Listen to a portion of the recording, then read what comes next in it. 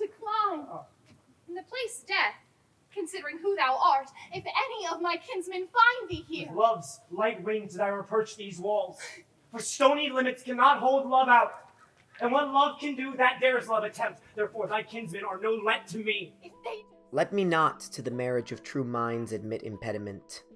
Love is not love which alters when it alteration finds, or bends with the remover to remove. Oh no, it is an ever-fixed mark, that looks on tempests and is never shaken.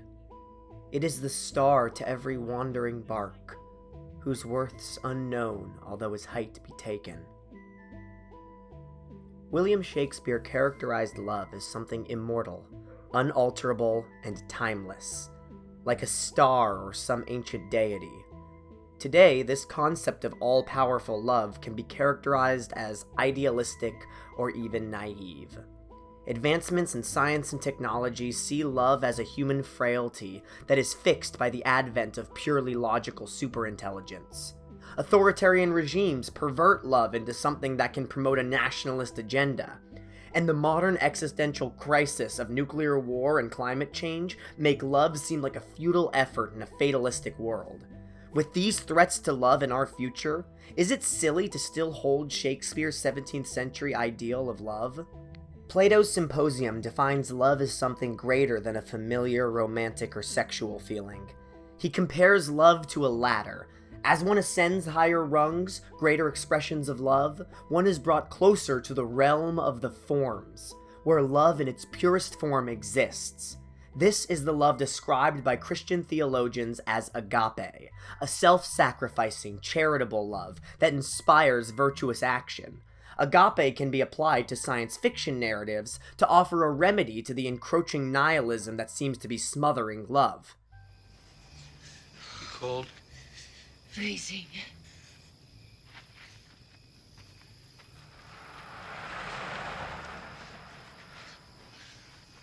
While The Terminator is primarily an action movie, love is a theme that underscores almost all the actions of its protagonists.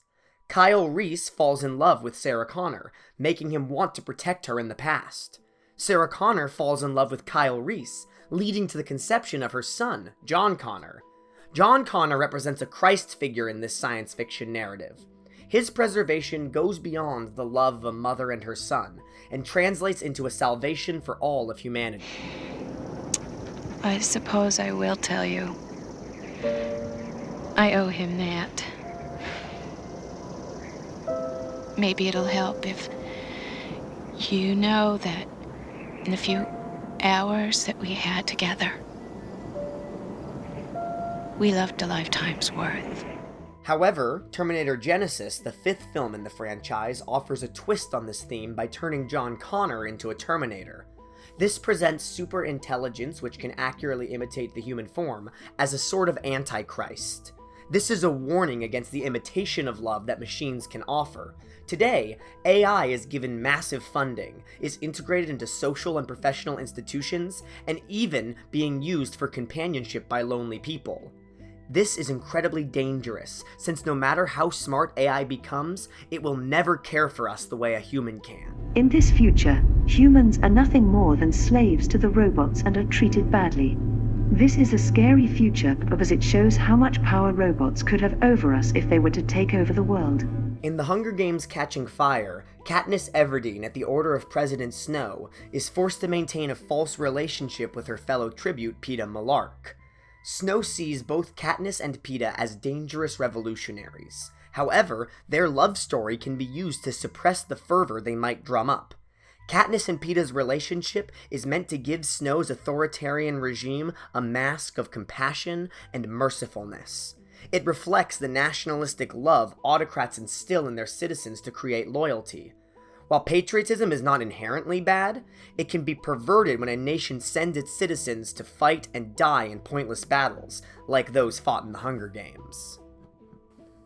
If you could hear, at every jolt, the blood come gargling from the froth-corrupted lungs, obscene as cancer, bitter as cud, of vile, incurable sores on innocent tongues, my friend, You would not tell with such high zest to children ardent for some desperate glory the old lie. Dulce et decorum est pro patria mori. Despite the fabricated love Snow tries to prop up, it's Katniss's real love for her fellow citizens that inspires her revolutionary acts. This shows that no matter how pervasive false forms of love become, true agape love will always triumph over evil.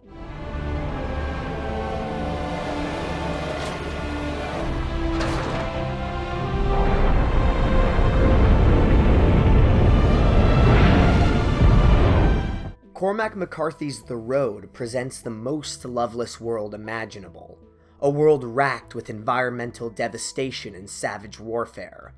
This represents the anxieties of global destruction that have plagued society ever since the invention of nuclear weaponry. Our tragedy today is a general and universal physical fear so long sustained by now that we can even bear it. There are no longer problems of the spirit. There is only the question, when will I be blown up? A man and a boy walk down a harsh and unforgiving road. A road where there is no God. A road where rape and cannibalism are commonplace. A road where suicide starts to make sense. However, the man never gives up on his quest to protect the boy. The boy is innocence. He represents hope for humanity. The man and the boy's agape love creates a will to survive that can face any adversity. He knew only that his child was his warrant. He said, "If he is not the word of God, God never spoke." Love's not time's fool, though rosy lips and cheeks within his bending sickle's compass come. Love alters not with his brief hours and weeks, but bears it out, even to the edge of doom. If this be error and upon me proved, I never writ, nor no man ever loved.